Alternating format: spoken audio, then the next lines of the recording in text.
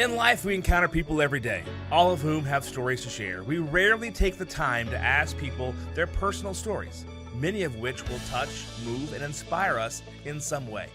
Matt has a passion for making authentic connections and learning about people from all walks of life. He has lived a life of giving back to the community and making a difference in people's lives. Are you ready to meet fascinating people and hear some inspiring stories? The Matt Hilton Show will introduce you to a world of possibilities you never knew existed. Sit back, be present, and enjoy. Here's your host, Matt Hilton. Hey everyone, Matt Hilton, the host of the Matt Hilton Show. Today's guest is a great friend of mine, as most of my guests are. He grew up in Pennsylvania. He dealt with bulimia growing up. He loves to play soccer, and he's my personal trainer. You don't want to miss this show. Stay tuned for a word from our sponsor. Inspired, experienced, customer-focused. Find a mortgage that fits your needs with Maria Leach at First United Bank Mortgage, specializing in construction and closing all types of loans, including jumbo, portfolio, conventional, FHA, and VA. A tenured team, outstanding service, competitive programs. Finance your dreams with Maria Leach at First United Bank Mortgage. mleach.firstunitedteam.com, 214-316-7915. mleach@firstunitedbank.com. Member FDIC, Equal Housing Lender. Hey everyone, Matt Hilton here, the host of the Matt Hilton Show. Today's guest is another great friend of mine. I've known him since 2006-ish, and he is a registered dietitian and my personal trainer. Tim McComsey, thank you for being here today. Matt, thanks for having me. I appreciate it. You're welcome. And good morning to you. Thank you. And some of these people may be listening or watching, at night. So, Good afternoon. It does good night. air at 7 a.m., but there we go. Awesome. Thanks for having me on board. You're welcome. My pleasure. Thank you for being here. So we met about 6 years ago, and I have been training with you off and on. And what question comes to mind for me is, what got you into that space of personal training? It's a great question. It's one I get a lot when I have new clients come into the door to want to possibly work out with me or see me for nutrition. One of the main things would be I was really big into soccer growing up. So I started playing soccer around the age of 3 years old. Played all the sports all my life, but soccer is one that stuck with me and I excelled at. So I became probably one of the top soccer players in Eastern Pennsylvania by the age of 12 or 13. So my goal was to always maintain that, in which I found nutrition, fitness magazines, and started learning about how to eat healthier to be better on the soccer field. So that's kind of how I got into the nutrition part of it. And then the weight training came from that, to be stronger, to be faster, just to be better all around. Okay. So you've been athletic since a young kid, right? Yeah. Is that fair to say? Yeah. And, a part of this show is fascinating people and inspiring stories, right? So in the 6 years that I've known Tim, just like a hairstylist, your weight trainer becomes some sort of a therapist, right? You tell them everything and they talk to you about stuff. So over the years, we have shared stories. And one of the stories that Tim has shared with me is his battle with bulimia in growing up. And so with that being said, I want to delve into that a little bit, because just because you were athletic, active, you still had some personal issues with your body image and things of that nature, right? Yeah. Correct. So what led to, if you can go back in time, do you recall what led to the bulimia? The bulimia is a tricky one because that became later on in my life, in my early 20s. So I believe the other stuff that came before would be like exercise anorexia, where you exercise too much and you eat super healthy, so the caloric intake doesn't match what you're outputting and inputting. So your body actually becomes slower, your muscle mass becomes less, things like that. So you actually do more harm to your body than good at a state like that. But I believe it probably around the age of 14, 15 is when I noticed, now looking back, when things started happening for me in a bad way. Okay, so you said exercise anorexia. Exercise anorexia, yeah. Right, so that's not anorexia. Correct. So what is the difference in the two? So this is going to be an educational moment for me and the viewers and listeners. Anorexia is more popular, and what anorexia is when someone just doesn't want to eat. They have a fear of eating, so they'll find ways not to eat food, and they tend to get smaller and stuff that way. Exercise anorexia is more of a newer term. It's when you you eat something, but then you want to exercise, you run a couple miles after you're done eating to try to burn those calories. Or in my case, I ate super healthy, like the healthiest I ever eaten in my life. I can never do it again, by the way. It's be impossible. You eat super healthy, but then you exercise a lot. So playing soccer, training for soccer, working out with weights were things I did on top of eating healthy. But your calories are here, and then what you're burning for exercise is up here. So you're basically burning your muscle tissue. You're getting not enough calories to support your body mass. Right. So you said that happened before the bulimia. Yeah, that happened probably a good 5 years before the bulimia. Okay, so into the headspace of someone who was, exercise, anorexia, for several years, and then is there a transference into bulimia? I mean, or was there a time period where there wasn't much going on? You were accepting of who you were? Like, I'm curious.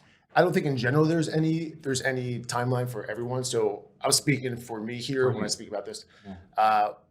Looking back on it now, I think it was a 4 to 5 year transition into trying to be so perfect with the food and trying to be so perfect on the soccer field and not to let your friends down, your parents down, your brothers down, to be the best you could be to keep your teams winning, right? So what I noticed was that perfection, you lose control of it. The next thing you do, you just realize you're starting to binge your food at certain times, more so emotional eating. And then after a while, you don't feel good. You have so much food that you don't feel good. And then you start learning how to binge your food, which is never a good place to be. But it was a place I went for probably a few years. Yeah. You recall what led to that, Tim? Like, was there, and again, if you don't want to share anything, let me know. Yeah. But was there something emotional that happened? Was there a trigger that happened early in life? Things happen in your life. A lot of things happen in my life, I think, at the time, but I'm one today never to blame stuff on external circumstances. But around that time, I think when I did the transfer, I was a freshman year in college, 2 hours away from home, everything unfamiliar, playing soccer at a place I don't want to play soccer. And then my parents ended up getting divorced that year. So from the external eye, it would look like my parents' divorce led me to be bulimic. But me knowing me and who I am now today, that was not the case. So my parents, mom, dad, if you're watching, you guys, it's not because of you that I became bulimic. I believe there was things within me that caused me to do it. And I think it still goes back to being perfect, OCD, wanting to be the best, and just not being able to control some things in my life. So where do you think that came from? Being perfect and OCD? Because I have some of those tendencies too. So Yeah, you do. Yeah. So where do you think that came from? I think it just came from the drive, just my growing up, just being good at soccer at one point, being really good at soccer, trying to maintain that for the rest of my life, go to the Division I school, maybe go play professionally somewhere overseas or even MLS. I think it was a little bit early for that, but MLS or something like that, just to continue that, to make myself happy maybe, and then to make other people happy at the same time. Right. Okay. So looking back, if you were to tell your younger self something that, that you've learned over the years, what would you tell your younger self today? To keep it simple, I would just say be you. Just be you. Just be who you're going to be. Don't worry about the outside pressures, external people telling you stuff. Even nowadays with my business or the way I carry myself and the things I do, people say stuff and I don't really care. I'm going to do what makes me happy. I mean, you know that. You've been training me off and on for a few years. People say stuff to me. I'm like, cool. That's what you think. I'm good. Yeah. But so just live the life that makes you happy in a healthy way. Yeah. And that means so much to you that you got it tattooed on your wrist, right? Yeah, I got a tattoo on my wrist to be you. Yeah. So it says be you. And when I first met him, that was right after I came out of being gay.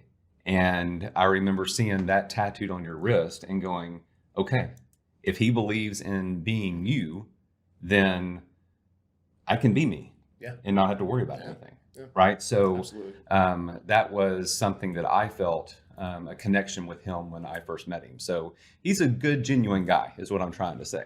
And when he says be you, he means to be you.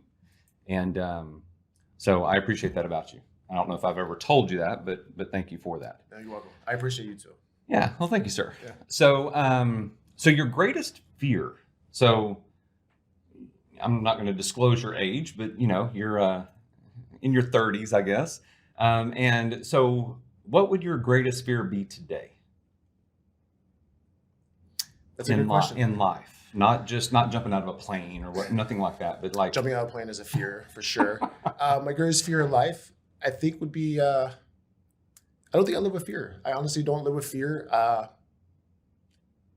I think everything I do, these decisions I've made in life, everything I do affects me at some point. So I know like everything I do is going to affect me and I have to deal with it. Because there's stuff that has happened in my life where it's like, oh my God, like I should be depressed right now. Or I want to maybe not be here, right? But I've overcome it because I realize I put myself in a situation, I have to pull myself out. You're not going to do it. She's not going to do it. He's not. It's, end of the day, I realize it's me. Right. And every single situation I've been in and I got myself out of it and I've been fine. I've been happy. Yeah. So I don't really think I have a fear. Okay. Well, that's great because there aren't a lot of people who don't have fears, right? So they live in a state of always worrying about what could happen. And I think I saw a statistic not too long ago that 95% of our worries never come true. People worry about things and then they never end up happening. So, I think all the worrying I did was probably in my 20s and my teens, right? So most of that would have been with food, unhealthy relationship with the food at the time. So you and I probably wouldn't have been friends because my relationship was with food. So for you and I to connect would have been probably nearly impossible. So all my worrying, I feel like I've done it back then. I'm like, it's good. I don't want to do it anymore. So I feel like let's dive into that a little bit more. What do you mean by your relationship was with food? Like, did you not have very many friends and things back in that time? I had a lot of friends. It wasn't a deep connected friendship because I would make sure I put myself in situations where I could exit out on my time. So I would hang out with a bunch of my friends or go to the bars or clubs, but I would make sure I get out because at some point food became my number one thing. Right. Okay. So as you have built your business, so TrimFit, I see it on your shirt there. Old school logo. Yep. So you changed the logo a couple of times, I think, in the last 6 years that I've known you. So tell me the premise behind TrimFit. TrimFit. I started TrimFit back in 2011, early 2011. I moved to Texas from Pennsylvania. And then when I moved here, I started working at a corporate gym and realized it was all about numbers and selling a certain amount of their shakes and proteins, which I thought was total BS, right? All unhealthy stuff in their products, which, I'm a stickler about that kind of stuff. Right. TrimFit started because I wanted to do something that was healthy, a healthy lifestyle type company. So TrimFit ends up being my initials, Timothy Ryan McComsey, comes out as Trim. Trim is a play on words with TRIM, but Trim is more so a healthy lifestyle. So the whole TrimFit business is built on just being healthy, live life in balance, moderation, work out a few times a week, eat healthy as much as possible, things like that. So it's something that ordinary, normal person, they can do it and they can live the life of the TrimFit lifestyle. Right. Which you're doing with me now. I started to say trying to do with me, but there is no try. There is try and trim. There is try, but I'm not trying. I'm doing it. You're doing it. I'm doing it. And so, with that, you have built up a great clientele, loyal clientele, right? Yeah. Are you looking to add to your client base? If somebody wanted to, work out with you or get a nutrition plan of some sort with you, like, is that still something that you are open to getting new clients? Yeah, going back to what you said, I have a very loyal clientele. So thank you for everyone who's ever worked out with me the last 10 years since I started TrimFit, online, in person. I'm trying to create more platforms so I can reach as many people as possible. So trying to create an app currently right now, more of a TrimFit app, more personal. So trying to reach more people. If I can't meet with you one-on-one, only so many hours in a day that I can be on my feet and whatnot. So I'm taking on more people. Just working on ways to add that into my life. Okay, very good. And you and I had a conversation this morning about, I believe it was back in 2014 that you just had a competition here in Dallas. Is that right? Yeah, I think it was, my last one was like 2013, 2014. Okay. The years are a little blending. Okay, so around in that time frame. Yeah. And you had mentioned that at some point, like right after you won that competition. What competition was it, by the way? It was the Dallas Europa NPC competition here in Dallas. Okay. Dallas Europa 2013. Okay. 2013 And you won Dallas. that competition. Yeah. And tell me what you told me this morning as far as once you won, what were you told needed to happen? What was the next step that Tim should do? In a nutshell, basically take some kind of performance enhancing drugs, i.e. steroid type things, to go to the next level, which would be the national level, which was in Pittsburgh that year. Okay, so competing here, you won. To go to the next level, that was what was suggested that you do. What did you decide to do at that point? Basically said, I'm good, no thanks. Never talk to those people again. Stopped competing and worked my butt off in trying to get into fitness magazines. Okay. So I like the look I had. It's a natural look. I'm natural. So I figured I could do something well for myself and still put myself out there in a good way. So I found some photographers who were pretty well known at the time, took the chance, shot with them, and was able to land in a few magazines since then. Okay. Quite a few magazines in the last 10 years, Yeah. 5 years. So as the puppy in your lap is waking up, I'm going to break for a minute and ask you, who is this cute little puppy? This is Matt's puppy, Valkyrie. Yes. So I got Valkyrie yesterday and had her for a day, and I thought I would bring her up here. And this morning when I was working out with Tim, he held her the entire time. She kept him warm, and so I was like, well, you get to hold her again at your interview today. So we were encouraged to have her on the show today to make her debut. She has beautiful blue eyes, and he'll hold her up and so the audience can see. She's, her blue eyes are just amazing. So, and she has a face of a warrior. So Valkyrie She's precious. goes well with Thor. Thor is her half brother. And he is 8 months old. I know I must be crazy. I have two puppies, two husky puppies. But Thor's a wonderful pup and a great personality. And I'm hoping Val will be the same way. So thanks for occupying her. And I can take her off your hands at any point if you need to. No, I love Val. Val and I are besties. Yeah. So you grew up in Pennsylvania. Correct. So let's go back a little bit. What did your family do? What did you do as a young kid besides play soccer? My dad owns a construction company in Pennsylvania, building houses, horse barns, township buildings, pretty much anything and everything. So his business was on our property, so we had a lot of land. Okay. 2 older brothers, and then we had a lot of friends in our school district, in our area close by. Mm-hmm. So we were constantly always out in our yard playing soccer, baseball, out in the pool, snowmobiling if there was snow. I mean, we had a way to go lifestyle where it was always something active. And we always had at least like 4 or 5 kids out playing some kind of activity in sports. And then at nighttime was playing a Nintendo, regular Nintendo system. Okay. Yes, NES. Yeah.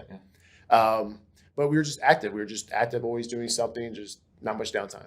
Just sport after sport after sport, competition, which probably eventually led to some of the stuff I was going through at some point. Right.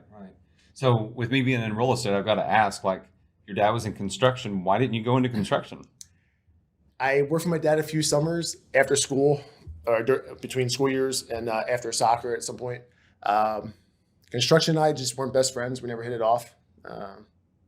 We just don't like each other. So it was something I wasn't really into. Helping people with their lifestyle and their better bodies and stuff was more attractive to me than building buildings and things. Yeah.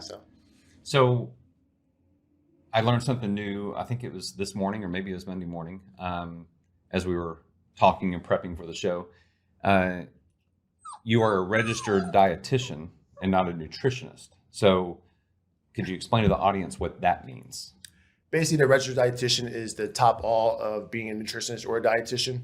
You have more schooling. You do an internship after your schooling is done, and you have to complete a pretty hard test to get the initials to RD behind your name. Okay. So essentially, it's just more schooling and a larger test. So your knowledge base is much larger. So on that front, what do you do for clients that need a nutrition plan or need help with finding out what type of foods are best for their body? And I mean, do you go off a body type? Do you go off, what all is fed into that formula? Good question. I created a nutrition form years ago called NutriVive. So it's a TrimFit NutriVive. So it's my method of finding out more about someone.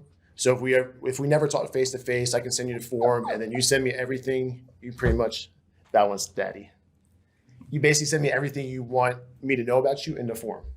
Obviously, it's gonna be a private form, but it goes off of your current body, your body type, any allergies you have, pretty much anything about your body and nutrition that I need to know. And I can create what I think is best for you from that point on. So I have my own calculators and stuff that I have a spreadsheet with that calculates everything out. So everything I do nutrition-wise is custom. Okay. So as far as a person with a busy lifestyle, you can give me a plan all day long.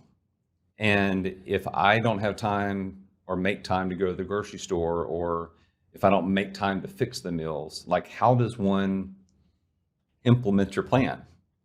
Well, knowing what I know now that you have this nice office building and the market downstairs, that's something that we could have discussed, and we could implement that into your lifestyle. Or nowadays, there's so many companies that have healthy meal prep type foods that are ready to go. They make lunch boxes with ice packs in them that you can pack your foods into.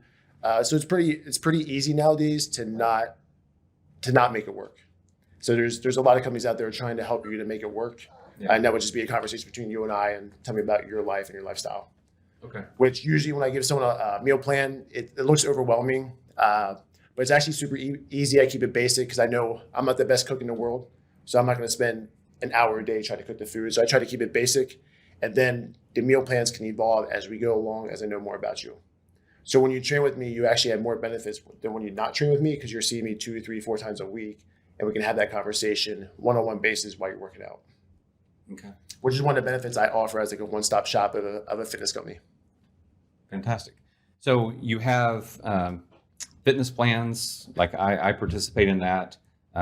People typically buy packages at a time, I'm assuming, right? And what about the nutrition plans? Is there a fee? Like, what is the fee structure on those? The fitness plans are a one-off. I don't really allow people in contracts or anything on the nutrition. It's usually just a one-off. It ranges between $150 to $200 for a custom meal plan. What you do at that point, you would try to follow it as much as possible for the first 2 weeks, and then you have access to me for a month. And then we can kind of go from there. But most people, the goal is for them to go on their own and kind of use what I applied. And then if you want something more heavier or more intense or more detailed, and then you can do another month with me, which would be more of a different type of eating. But usually I start everyone off with a more of the healthy lifestyle eating plan. So, I have trained with you off and on, like I said, for 6 years. And there were times that I trained with you and I was training well, but I wasn't eating well. So how much of eating is important to a good workout regimen? Eating is probably about 80% of it all, the total package. But where I am now with my life and the fitness I see now, just do something, right? So like if you're going to do one or the other, that's fine. Get moving. I think most people should move every single day of their lives. You can move 10 minutes a day, 20 minutes a day, 30, whatever it is, you can find the time, right? So we have so many distractions in your life. So the moving should be there, and then the eating just amplifies it by a lot. So I think the eating is super important, obviously, right? But working out, strength training, lifting weights helps with your bones, muscles, ligaments, your tendons. There's so many benefits to you. It's going to help you sleep a little bit better. There's too many benefits to not do it. So if you can't get the eating right, you should still be doing some kind of activity. Right. But you got to do an activity that you enjoy. So I know a lot of people don't like the working out and stuff. So that's where I come in. I try to make it fun for you.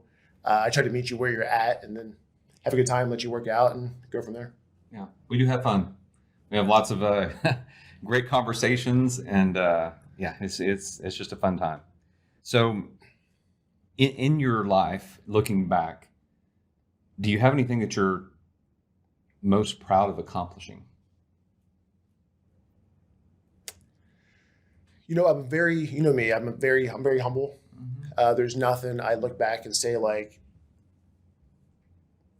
man, like I always feel like I can do better, right? Like I always still strive that I can do better. But I will say I've been very blessed with business and creating a healthy lifestyle fitness company for everyone to come to me and trust that I can help them.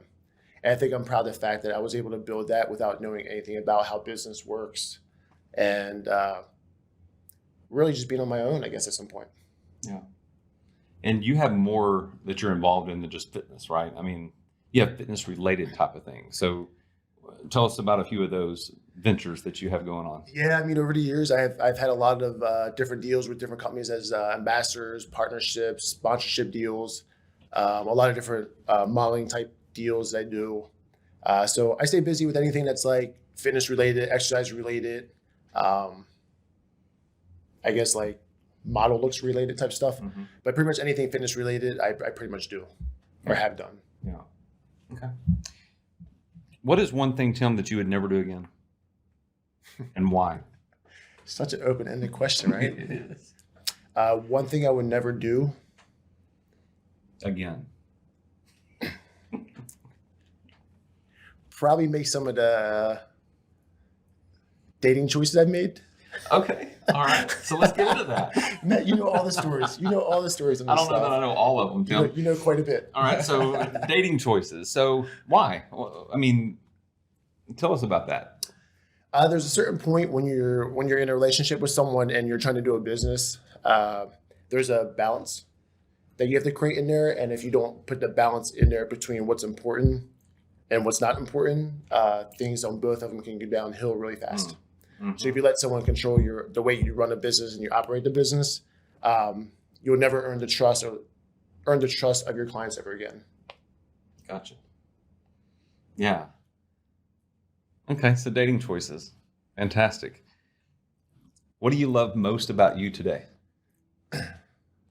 I'm happy. You're happy. Happy person. Okay. And what plays into your happiness today? I think going back to the exercise, anorexia, bulimia, probably if I can remember everything I've been through at that point on, the things that people said to me, the way I was looked at in other people's eyes, I would say from that to now, it's just, 5,000% completely different. Just because now I just don't care, right? So back then I cared what people used to say. I used to take everything 100%. I would take everything in and be like, oh my God, am I really that? Am I really this? Am I really that? Whatever, slow or whatever. I can't kick a soccer ball anymore. But now it's completely different. I don't care. I'm going to live my life. I'm going to be happy while I do it. And I feel good. So I pretty much live the life that I tell people I live. Yeah. I'm an open book. Yeah. So when you say you don't care, it's not that you just don't, like, you just throw up your hands and they're like, just don't. Tell me about what you mean by you just don't care. It's not I don't care. It's everyone's allowed to have an opinion. Okay. So I train everyone from different walks of life, right? So I have all this stuff coming in. I have my opinion on stuff, but it shouldn't matter to them and it doesn't matter to me, right? So the way I live, your opinion is cool. It's great. I love it. But I'm still going to probably do what I'm doing. Yeah. As long as you're not harming someone, talking negative about someone, all that good stuff, you got to live the life you want. Otherwise, you're not going to be happy. Yeah. And I've heard of times that you have, I'm just going to say it, you have let clients go because they try to push opinions on you, or they try to say that they're right? And in their mind, they may be, but they don't need to push that on you or anybody else, right? Yeah. The last couple of years have been very telling for me about who people are and who they really are deep down inside, right? So your opinion, if you come in every session and want to talk about your opinion and what I should be doing based on your opinion, is probably not going to work. Like I'm not going to be happy with that. Yeah. So at some point you have to realize what's good for your business, what's bad for your business. And every time I let someone go that was trying to push something on me in my life, and my business got better. Every single time.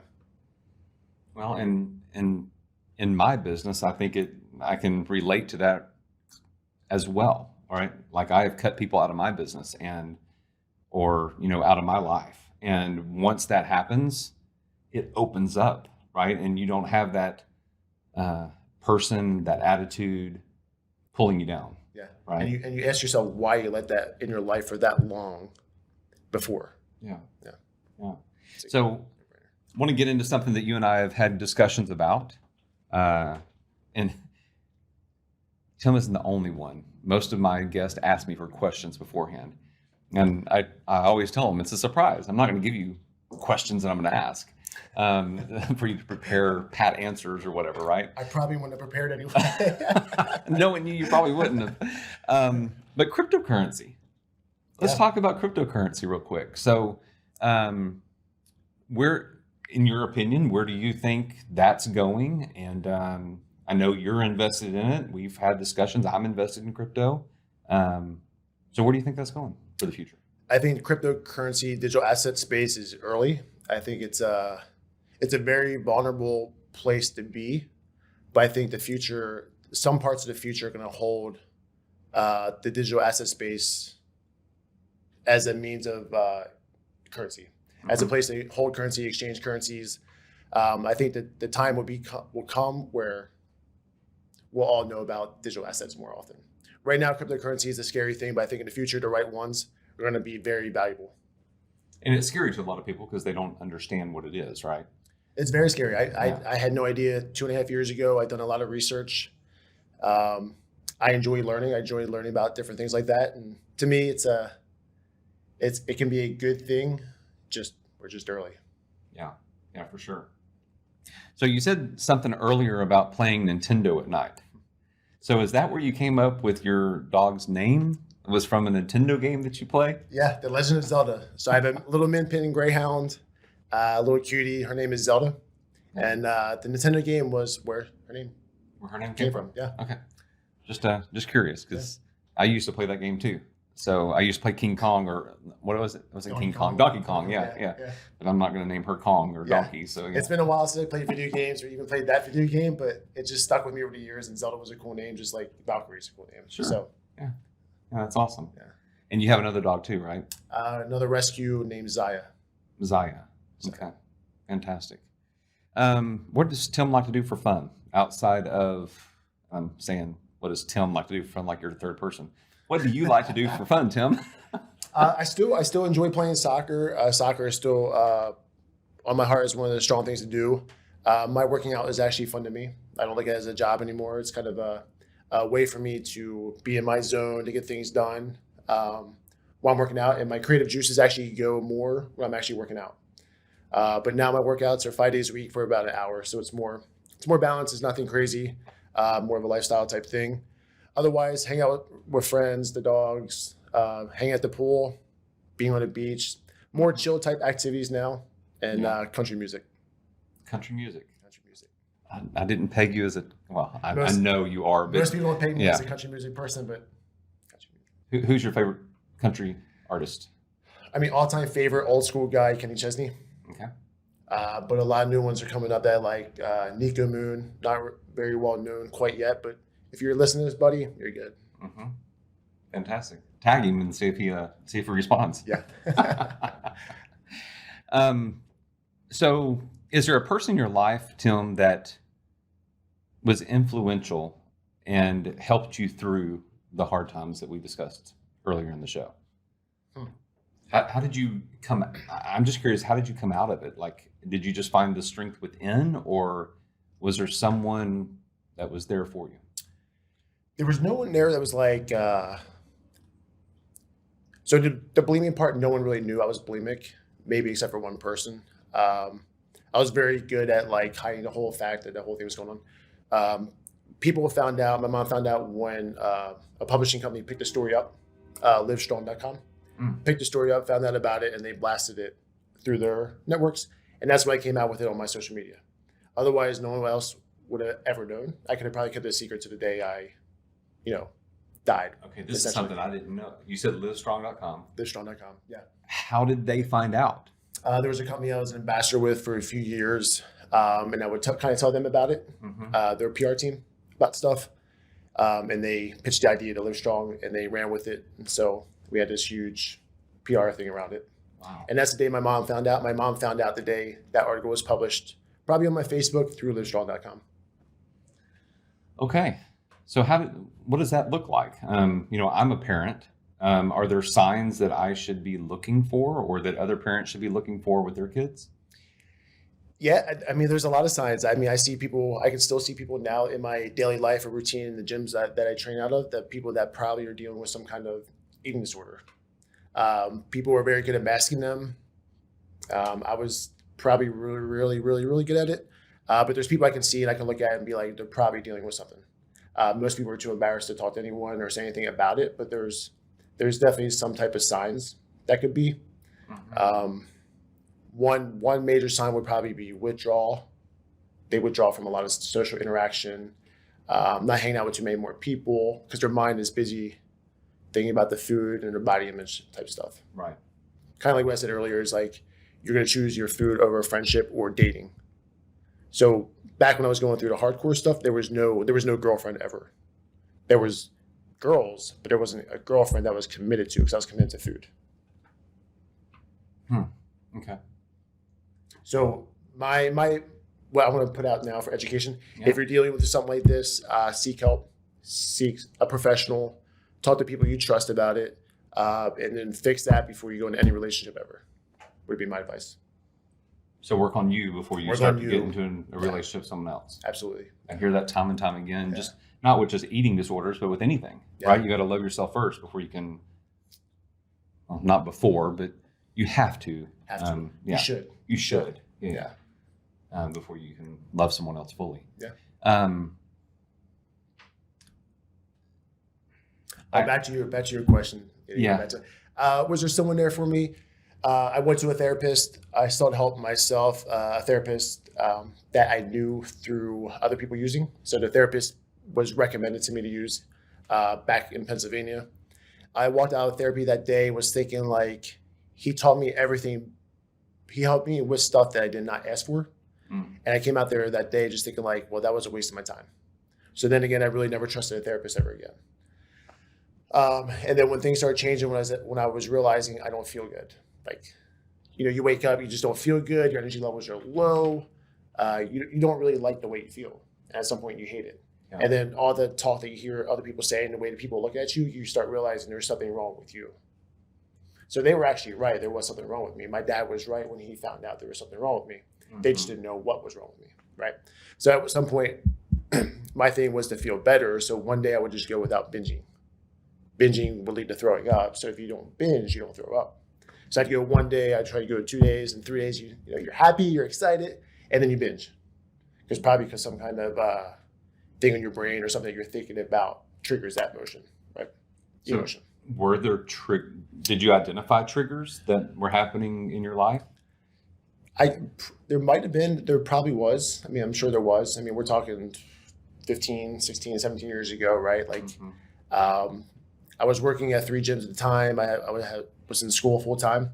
So I was busy and I didn't give myself my alone time to have fun at that time. Right. That I should have probably had as a college student. So maybe the triggers were something dealing with that. Yeah. But the game I did was, it's a simple game. Just don't binge for as long as possible. And eventually, once I got to 8 days, 9 days, I started feeling better. I was like, oh my God, like I'm actually stronger now in the gym. Oh, my throat doesn't hurt on day 12. Like things started happening that were like, oh my God, this is cool. Let's keep it going.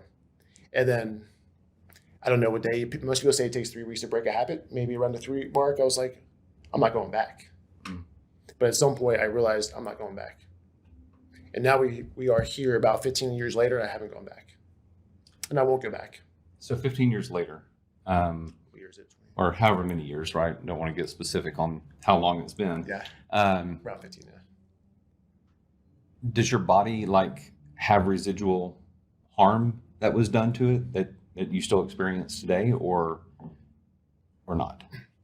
The harm, I don't know if there's actual physical harm. Because as we age, we always have something that pops up, right? We have stuff that we deal with all the time. Your blood work can go up and down depending on how you're eating and you're sleeping and stuff. There has been stuff that I probably could trace back to the years of being bulimic. But some doctors in them, they don't know. They just don't know. Yeah. But some of the holistic doctor, I have a holistic doctor, a friend, she thinks it may contribute back to being bulimic for a few years, which, it would make sense. Because you're harming your body on a daily basis, which your body is not going to like it at all. Yeah. So if someone is, bulimic, if they are exercise arexic, is that right? Yes. Okay. Anorexia. Yeah. could they reach out to you? I mean, have you helped people in the past that have dealt with those issues? Yeah, I've had, when this story became live years ago, maybe 5-6 years ago, a lot of people reached out, mostly guys. A lot of guys deal with the issue, but they're less likely to come out than a female would. They're much more, I wouldn't say insecure. It's probably not an insecure thing. It was just guys just don't want to talk about it. But you should talk about it. It should be a conversation. It's more popular than ever. The world's kind of a crazy place now. So one thing we can control is our food, and the food can lead to good or bad things. Yeah. So depending how you are, where you are, state of mind is where you're going to take your food. So I think it's a conversation that should be done. Reach out to people you trust. You can reach out to me. I'm not a professional. As a dietitian, I actually will refer you out to someone else because I'm not in the space to help you out in a legit way. Yeah. But I can be there for you. We can go back and forth on stuff. I can kind of help you out with how you're feeling and things. But it's going to be because you're going to go see someone else at that same time. Yeah. Okay. Cool. It's safe. It's safe to reach out to people you trust. There you go. Yeah. So Tim, I'm going to do something today that I haven't done on any of my episodes. You already brought your dog. Well, I did that today, didn't I? I'm going to allow you to ask me a question. You have been asking me all week, or actually for the past 2 weeks, since you were going to come on this show. You're like, do I get to ask you a question? And I was like, nope. This is my show. I get to ask the questions. But ask a question. Well, I have 2 questions. Oh, no. The first question, well, you'll see why there's 2 questions. Okay, first question. Is Matt Hilton today sitting next to me? Is he happy? Oh, very much so. Yeah. Can you not tell? Yeah. Just had to get the word out there. I'm very happy. Awesome. I like that.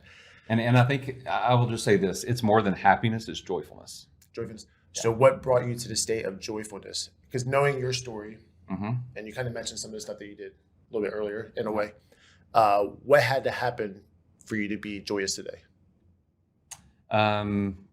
I had to love myself, right? I mean, I had to come to a spot where I was comfortable living in my own skin with the person that God created.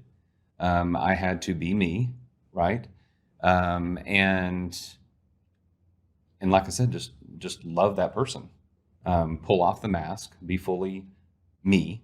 And in that space, I have been able to influence others in finding their joyfulness in life. My business is the best it's ever been. I'm doing a talk show now. I'm working out with you 3 days a week, and healthier than I've been in a very, very long time. My kids and I are in a great spot, so that gives me joy. Traveled more this year than I've ever traveled, so you're missing a lot of training sessions. I know. Should we talk about this on air? No, we're rescheduling. I'm not missing. We're delaying them out. Yeah, but no, I appreciate the questions, and that wasn't scripted, by the way. I do have one more question on top of that. 3 questions. 3 questions. It has to be 3. So, What is one advice that you would give to your audience listening now to be more joyous?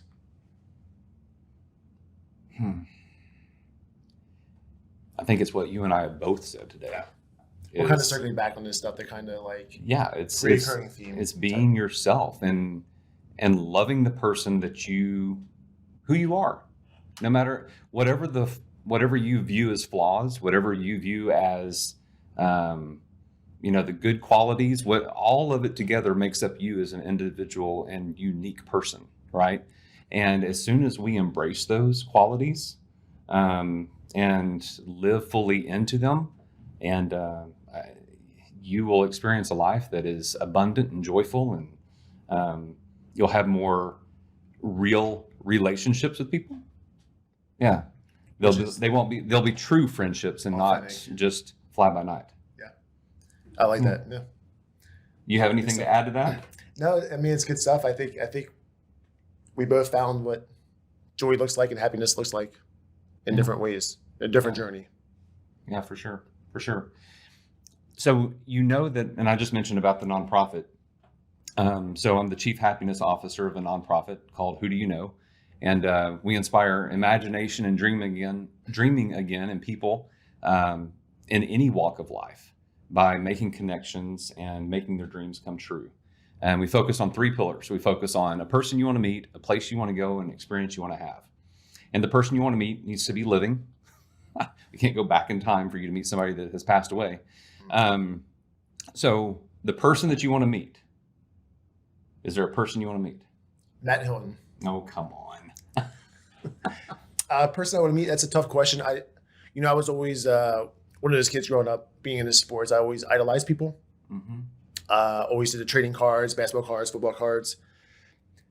Idolizing someone I was always into back then, right? I had the posters of my favorite players on my wall, this whole thing, aspiring to be that person or whatever. Knowing what you know about my story and stuff, that all went out the window, right? So even now today in life, there's no one I really look up to or want to idolize in a way. I'm kind of just doing my own thing, my own path in the way I think I should be living.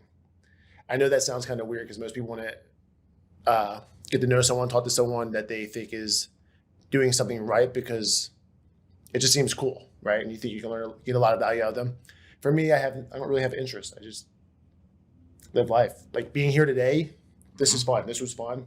Knowing more about your story because we were on the air together was cool, right? Right. So that was a fun thing that added value to my life. Yeah. Okay, cool. Well, you met me. Yeah. There we go. Place you want to go. Where do you want to go, Tim, that you haven't been before? I think there's a lot of places. I want to go to Greece. One of my friends is actually going to Greece in a few weeks, and I'm kind of jealous that he's going. Mm-hmm. So Greece is definitely one of those places I wouldn't mind. New Zealand is on one of my list of places to go to.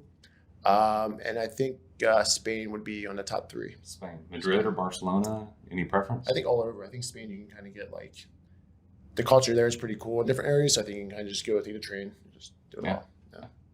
All right. So the third pillar is an experience. What type of an experience do you want to have while you're living? Experiences, anything that makes me smile and laugh and just have a good time. So if it's bringing people together where they have a good time would make me have a good time. So, literally just, I'm a simple man, just hanging out with friends, having a good time. And the next day you're like, man, that was fun. That's the experiences I like in life. Yeah. And that's what life's about, right? I had lunch with a friend yesterday, and out of the conversation, or at the end of the conversation, he was like, this is what life is about. Yeah. About just having a conversation, seeing how you can better somebody's life and, bring value to their life and vice versa. And and that's what it's about. And adding value to someone's life can come in so many different forms, which is the cool thing, right? Like it doesn't have to be like giving someone a business education while you're sitting around the pool chit-chatting. It could just be putting them in a better place, a better mindset, making them laugh, feel better endorphins running through their bodies so they feel better about themselves. Right. And they have a good friend. I mean, you're hanging with friends, you're having a good time, and just you trust each other. For sure. Well, as we wrap up, is there any question that I should have asked you that I didn't? I think you did a pretty good job as far as diving into my life. You did awesome. So I think we're probably good. Yeah. Nothing else you want to share? Put out there a message to younger kids that, maybe dealing with some issues with eating disorders or? Yeah, my number one thing is eating disorders. It's a serious thing. I would highly suggest if you're going through something, you seek help. Find someone you really, really, really trust. It can be anyone, and hopefully that person can help you out however they can. And if you know anyone going through eating disorder, don't make fun of them. Don't call them names. Don't make it worse for them because mentally it's going to make it worse for them. So just be there, be supportive. It's a serious thing, just like being an alcoholic or major gambler or some sort like that. It's not a fun place to be. It's lonely, and you're usually probably depressed when you're going through that kind of thing. So just be there for them and try to get them the help that they need. Yeah, fantastic. One other thing I guess I could add to being in the weightlifting world and the gym world, for the younger guys out there, if I could rewind back 20 years, find workout plans that are going to make you healthy for the next 30, 40, 50 years. So just because someone's the biggest, strongest in the gym and you watch them and you try doing what they're doing or you want to be like them, usually probably not the best idea because once you become 10, 20 years older, you could feel the side effects of trying to do something like that. So my thing would be I probably would have did some things a little differently in my past with the working out, knowing what I know now about how my body works. Mm-hmm. And something I've learned from you as well is I could bring in a picture and show you, hey, I want to look like this person, but my body type, I could work out and eat right but I would probably not ever look like that person, right? Yeah. So you could strive for something that's not attainable. Yep. And put your body through so much stress, and you're not going to get there. So embrace yourself, be you, right? Yeah. Be you. That's what we got. Be you. Yeah. All right. Well, I promise she's alive. She's just very sleepy right now. All right, y'all. Thank you for being here, Tim. Thank you for coming on the show. Thank you so much I know for that having I me. got you out of your comfort zone a little bit, and but yeah, I appreciate you being here, y'all. Thank you for tuning in, and until next time, we're gonna have another fascinating person and inspiring story, and you don't want to miss next week's show. Thank you. The Matt Hilton Show would like to thank our sponsors, Hilton Realty Advisors and Maria Leach with the First United Mortgage Group. The Matt Hilton Show would also like to thank our partners, the Who Do You Know organization. You can find out more at wdyk.org. If you'd like to contact Matt or know a fascinating person with an inspiring story that would make a great guest, reach out to the show at themattHiltonshow@gmail.com.